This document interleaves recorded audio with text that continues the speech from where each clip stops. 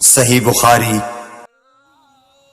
ہرقل شاہ روم نے قریش کے قافلے میں ایک آدمی بلانے کو بھیجا، اور اس وقت یہ لوگ تجارت کے لیے ملک شام گئے ہوئے تھے، اور یہ وہ زمانہ تھا جب رسول اللہ صلی اللہ علیہ وسلم نے قریش اور ابو سفیان سے ایک وقتی عہد کیا ہوا تھا۔ جب ابو سفیان اور دوسرے لوگ ہرقل کے پاس ایلیا پہنچے جہاں ہرقل نے دربار طلب کیا تھا، اس کے گرد روم کے بڑے بڑے لوگ، علماء، وزراء و امراء بیٹھے ہوئے تھے۔ ہرقل نے ان کو اور اپنے ترجمان کو بلوایا، پھر ان سے پوچھا کہ تم میں سے کون شخص مدعی رسالت کا زیادہ قریبی عزیز ہے؟ ابو سفیان کہتے ہیں کہ میں بول اٹھا کہ میں اس کا سب سے زیادہ قریبی رشتہ دار ہوں۔ یہ سن کر ہرقل نے حکم دیا کہ اس ابو سفیان کو میرے قریب لا کر بٹھاؤ اور اس کے ساتھیوں کو اس کی پیٹھ کے پیچھے بٹھا دو۔ پھر اپنے ترجمان سے کہا کہ ان لوگوں سے کہہ دو کہ میں ابو سفیان سے اس شخص یعنی محمد صلی اللہ علیہ وسلم کے حالات پوچھتا ہوں، اگر یہ مجھ سے کسی بات میں جھوٹ بول دے تو تم اس کا جھوٹ ظاہر کر دینا۔ ابو سفیان کا قول ہے کہ خدا کی قسم اگر مجھے یہ غیرت نہ آتی کہ یہ لوگ مجھ کو جھٹلائیں گے تو میں آپ صلی اللہ علیہ وسلم کی نسبت ضرور غلط گوئی سے کام لیتا۔ خیر، پہلی بات جو ہرقل نے مجھ سے پوچھی وہ یہ کہ اس شخص کا خاندان تم لوگوں میں کیسا ہے؟ میں نے کہا وہ تو بڑے اونچے عالی نسب والے ہیں۔ کہنے لگا اس سے پہلے بھی کسی نے تم لوگوں میں ایسی بات کہی تھی؟ میں نے کہا نہیں۔ کہنے لگا اچھا اس کے بڑوں میں کوئی بادشاہ ہوا ہے؟ میں نے کہا نہیں۔ پھر اس نے کہا بڑے لوگوں نے اس کی پیروی اختیار کی ہے یا کمزوروں نے؟ میں نے کہا نہیں، کمزوروں نے۔ پھر کہنے لگا اس کے تابعدار روز بڑھتے جاتے ہیں یا کوئی ساتھی پھر بھی جاتا ہے؟ میں نے کہا نہیں۔ کہنے لگا کیا اپنے اس دعوی نبوت سے پہلے کبھی کسی بھی موقع پر اس نے جھوٹ بولا ہے؟ میں نے کہا نہیں، اور اب ہماری اس سے صلح کی ایک مقررہ مدت ٹھہری ہوئی ہے، معلوم نہیں وہ اس میں کیا کرنے والا ہے۔ ابو سفیان کہتے ہیں میں اس بات کے سوا اور کوئی جھوٹ اس گفتگو میں شامل نہ کر سکا۔ ہرقل نے کہا کیا تمہاری اس سے کبھی لڑائی بھی ہوئی ہے؟ ہم نے کہا کہ ہاں۔ بولا پھر تمہاری اور اس کی جنگ کا کیا حال ہوتا ہے؟ میں نے کہا لڑائی ڈول کی طرح ہے، کبھی وہ ہم سے میدان جنگ جیت لیتے ہیں اور کبھی ہم ان سے جیت لیتے ہیں۔ ہرقل نے پوچھا وہ تمہیں کس بات کا حکم دیتا ہے؟ میں نے کہا وہ کہتا ہے کہ صرف ایک اللہ ہی کی عبادت کرو، اس کا کسی کو شریک نہ بناؤ، اور اپنے باپ دادا کی شرک کی باتیں چھوڑ دو، اور ہمیں نماز پڑھنے، سچ بولنے، پرہیزگاری اور صلہ رحمی کا حکم دیتا ہے۔ یہ سب سن کر پھر ہرقل نے اپنے ترجمان سے کہا کہ ابو سفیان سے کہہ دے کہ میں نے تم سے اس کا نسب پوچھا تو تم نے کہا کہ وہ ہم سے عالی نسب ہے، اور پیغمبر اپنی قوم میں عالی نسب ہی بھیجے جایا کرتے ہیں۔ میں نے تم سے پوچھا کہ دعوی نبوت کی یہ بات تمہارے اندر اس سے پہلے کسی اور نے بھی کہی تھی؟ تو تم نے جواب دیا کہ نہیں۔ تب میں نے اپنے دل میں کہا کہ اگر یہ بات اس سے پہلے کسی اور نے کہی ہوتی تو میں سمجھتا کہ اس شخص نے بھی اسی بات کی تقلید کی ہے جو پہلے کہی جا چکی ہے۔ میں نے تم سے پوچھا کہ اس کے بڑوں میں کوئی بادشاہ بھی گزرا ہے تو تم نے کہا کہ نہیں۔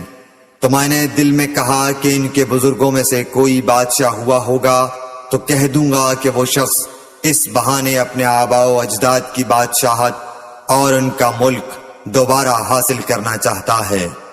اور میں نے تم سے پوچھا کہ اس بات کے کہنے یعنی پیغمبری کا دعویٰ کرنے سے پہلے تم نے کبھی اس کو دروغ گوئی کا الزام لگایا ہے؟ تم نے کہا کہ نہیں۔ تو میں نے سمجھ لیا کہ جو شخص آدمیوں کے ساتھ دروغ گوئی سے بچے وہ اللہ کے بارے میں کیسے جھوٹی بات کہہ سکتا ہے؟ اور میں نے تم سے پوچھا کہ بڑے لوگ اس کے پیرو ہوتے ہیں یا کمزور آدمی؟ تم نے کہا کمزوروں نے اس کی اتباع کی ہے، تو دراصل یہی لوگ پیغمبروں کے متبعین ہوتے ہیں۔ اور میں نے تم سے پوچھا کہ اس کے ساتھی بڑھ رہے ہیں یا کم ہو رہے ہیں؟ تم نے کہا کہ وہ بڑھ رہے ہیں، اور ایمان کی کیفیت یہی ہوتی ہے حتیٰ کہ وہ کامل ہو جاتا ہے۔ اور میں نے تم سے پوچھا کہ آیا کوئی شخص اس کے دین سے ناخوش ہو کر مرتد بھی ہو جاتا ہے؟ تم نے کہا نہیں۔ تو ایمان کی خاصیت بھی یہی ہے، جن کے دلوں میں اس کی مسرت رچ بس جائے وہ اس سے لوٹا نہیں کرتے۔ اور میں نے تم سے پوچھا کہ آیا وہ کبھی عہد شکنی کرتے ہیں؟ تم نے کہا نہیں۔ پیغمبروں کا یہی حال ہوتا ہے، وہ عہد کی خلاف ورزی نہیں کرتے۔ اور میں نے تم سے کہا کہ وہ تم سے کس چیز کے لیے کہتے ہیں؟ تم نے کہا کہ وہ ہمیں حکم دیتے ہیں کہ اللہ کی عبادت کرو، اس کے ساتھ کسی کو شریک نہ ٹھہراؤ، اور تمہیں بتوں کی پرستش سے روکتے ہیں، سچ بولنے اور پرہیزگاری کا حکم دیتے ہیں۔ لہذا اگر یہ باتیں جو تم کہہ رہے ہو سچ ہیں تو ان قریب وہ اس جگہ کا مالک ہو جائے گا کہ جہاں میرے یہ دونوں پاؤں ہیں۔ مجھے معلوم تھا کہ وہ پیغمبر آنے والا ہے، مگر مجھے یہ معلوم نہیں تھا کہ وہ تمہارے اندر ہوگا۔ اگر میں جانتا کہ اس تک پہنچ سکوں گا تو اس سے ملنے کے لیے ہر تکلیف گوارا کرتا۔ اگر میں اس کے پاس ہوتا تو اس کے پاؤں دھوتا۔ ہرقل نے رسول اللہ صلی اللہ علیہ وسلم کا وہ خط منگایا جو آپ نے وحیہ کلبی رضی اللہ تعالیٰ عنہ کے ذریعے حاکم بصرہ کے پاس بھیجا تھا، اور اس نے وہ ہرقل کے پاس بھیج دیا تھا۔ پھر اس کو پڑھا تو اس میں لکھا تھا، اللہ کے نام کے ساتھ جو نہایت مہربان اور رحم والا ہے۔ اللہ کے بندے اور اس کے پیغمبر محمد صلی اللہ علیہ وسلم کی طرف سے یہ خط ہے شاہ روم کے لیے۔ اس شخص پر سلام ہو جو ہدایت کی پیروی کرے۔ اس کے بعد میں آپ کے سامنے دعوت اسلام پیش کرتا ہوں۔ اگر آپ اسلام لے آئیں گے تو دین و دنیا میں سلامتی نصیب ہوگی، اللہ آپ کو دوہرا ثواب دے گا۔ اور اگر آپ میری دعوت سے روگردانی کریں گے تو آپ کی رعایا کا گناہ بھی آپ ہی پر ہوگا۔ اور اے اہل کتاب، ایک ایسی بات پر آ جاؤ جو ہمارے اور تمہارے درمیان یکساں ہے، وہ یہ کہ ہم اللہ کے سوا کسی کی عبادت نہ کریں اور کسی کو اس کا شریک نہ ٹھہرائیں، اور نہ ہم میں سے کوئی کسی کو خدا کے سوا اپنا رب بنائے۔ پھر اگر وہ اہل کتاب اس کتاب سے منہ پھیر لیں تو مسلمانوں، تم ان سے کہہ دو کہ تم مانو یا نہ مانو، ہم ایک خدا کے اطاعت گزار ہیں۔ ابو سفیان کہتے ہیں، جب ہرقل نے جو کچھ کہنا تھا کہہ دیا اور خط پڑھ کر فارغ ہوا تو اس کے ارد گرد بہت شور و غوغا ہوا، بہت سی آوازیں اٹھیں اور ہمیں باہر نکال دیا گیا۔ تب میں نے اپنے ساتھیوں سے کہا کہ ابو کبشہ کے بیٹے حضرت صلی اللہ علیہ وسلم کا معاملہ تو بہت بڑھ گیا۔ دیکھو تو اس سے بنی اصفر روم کا بادشاہ بھی ڈرتا ہے۔ مجھے اس وقت سے اس بات کا یقین ہو گیا کہ حضور صلی اللہ علیہ وسلم ان قریب غالب ہو کر رہیں گے، حتیٰ کہ اللہ نے مجھے مسلمان کر دیا۔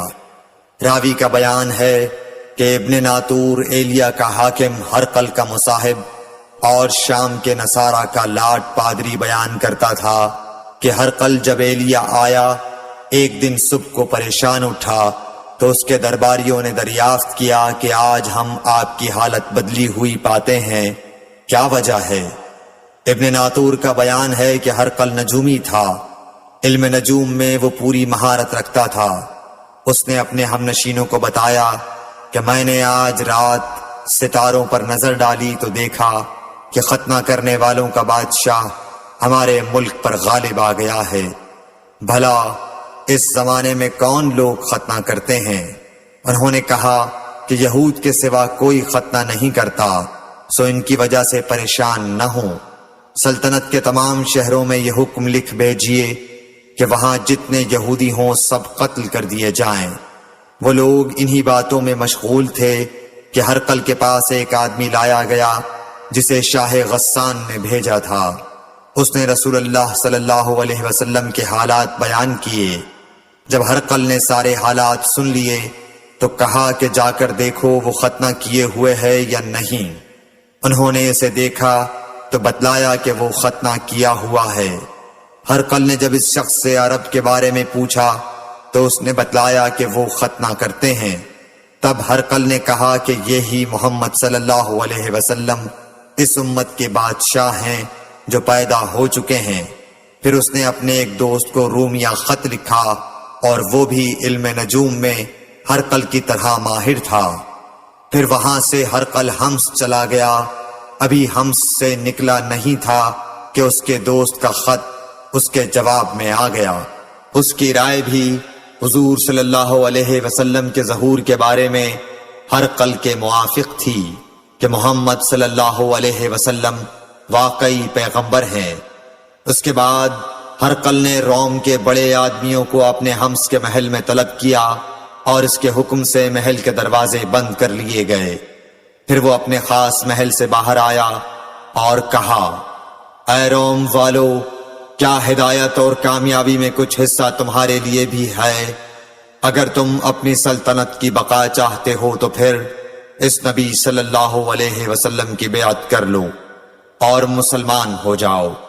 یہ سننا تھا کہ پھر لوگ وحشی گدھوں کی طرح دروازوں کی طرف دوڑے مگر انہیں بند پایا۔ آخر جب ہرقل نے اس بات سے ان کی یہ نفرت دیکھی اور ان کے ایمان لانے سے مایوس ہو گیا تو کہنے لگا کہ ان لوگوں کو میرے پاس لاؤ۔ جب وہ دوبارہ آئے تو اس نے کہا، میں نے جو بات کہی تھی اس سے تمہاری دینی پختگی کی آزمائش مقصود تھی، سو وہ میں نے دیکھ لی۔ تب یہ بات سن کر وہ سب کے سب اس کے سامنے سجدے میں گر پڑے اور اس سے خوش ہو گئے۔ بالآخر ہرقل کی آخری حالت یہی رہی